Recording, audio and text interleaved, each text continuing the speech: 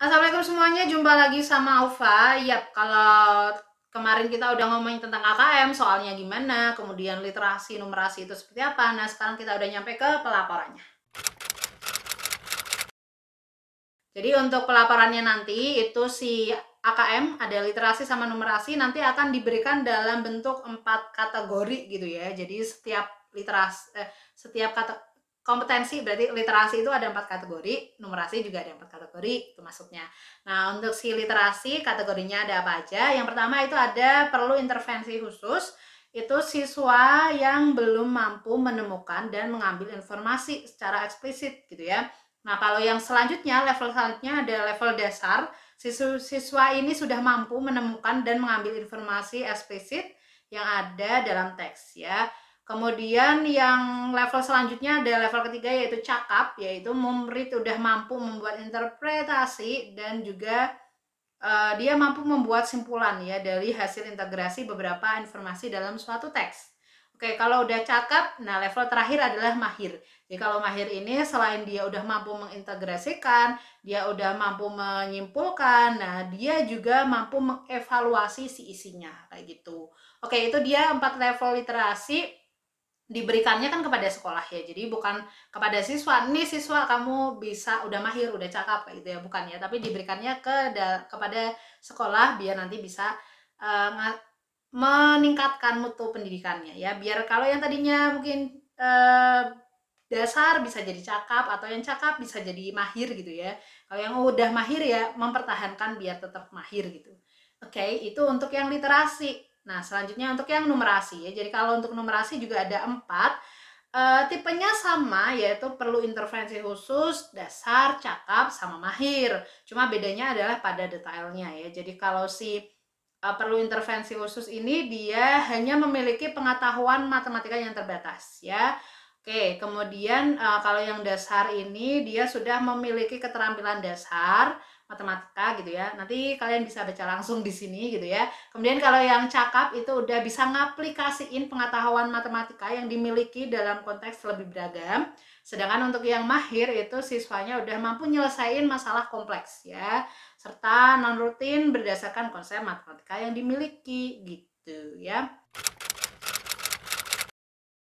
Gimana tindak lanjut ya dari hasil asesmen nasional ini? Nah, nilai lanjutnya ini yang pertama adalah kalau udah dapat nilai laporan jelas kita harus mulai berbenah diri ya sebagai sekolah untuk memperbaiki hasil AKM untuk tahun-tahun berikutnya ya, atau minimal adalah memperbaiki atau meningkatkan kompetensi siswa yang sudah mengerjakan AKM sebagai sampel ya, berarti satu angkatan itu, agar di level selanjutnya dia mampu atau menuju mahir gitu ya, berarti ya nggak hanya cakap tapi mahir juga ya, gitu ya, biar siswanya kompetensinya lebih tinggi setidaknya gitu.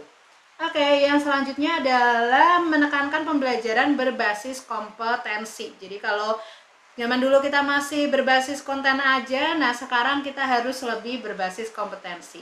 Untuk tambahan sebelum kita akhiri dari video-video AKM ini, aku akan membedakan gitu ya, apa bedanya pembelajaran berbasis kompetensi dan konten, biar Bapak Ibu guru tahu gitu ya.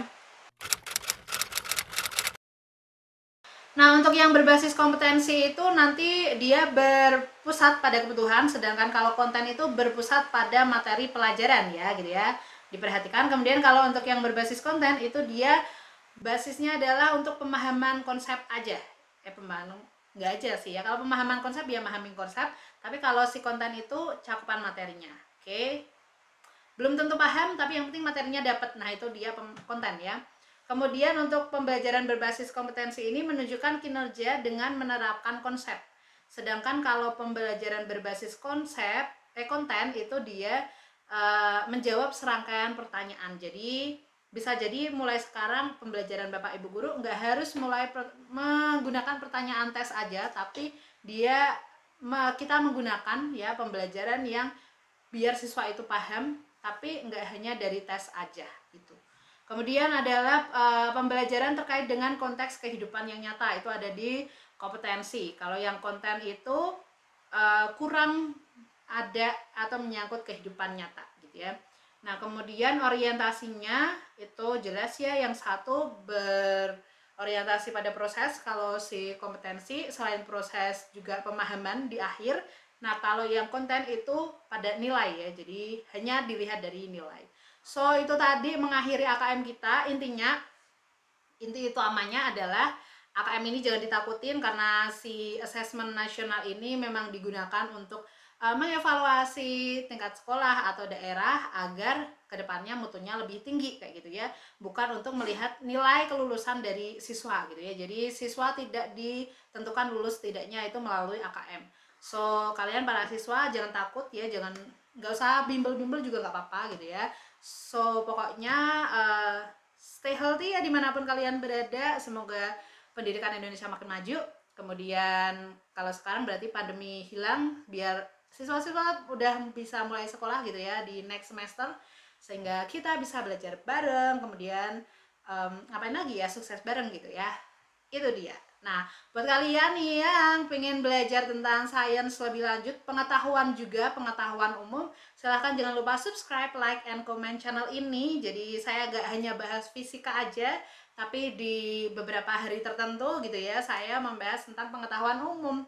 Kalau kalian ada misalkan saran untuk channel saya, boleh kalian komen saja, atau misalkan mau DM boleh via Instagram atau Twitter saya, jadi saya terbuka gitu ya, atau boleh email gitu ya, atau misalkan mau collabs boleh ya. See you next time pokoknya. So see you. Assalamualaikum warahmatullahi wabarakatuh.